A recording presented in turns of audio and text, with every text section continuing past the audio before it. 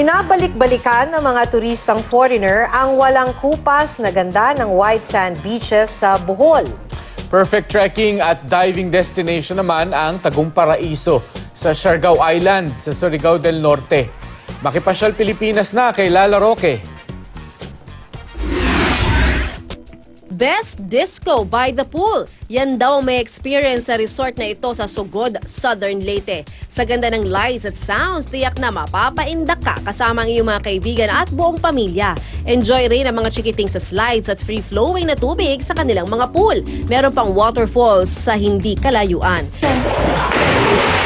Tila nagtatagong paraiso naman ang ganda ng resort na ito sa Pilar, Siargao Island. Malinis at napakalino ng tubig sa Laguna, perfect pang swimming. Pwede ring mag-cliff diving.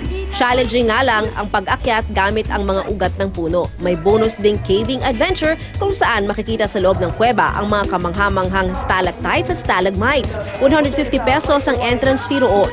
Close to nature din ang isa sa mga paboritong summer getaway sa Buwak, Marinduque. Ang tubig sa pool na ito galing sa bundok.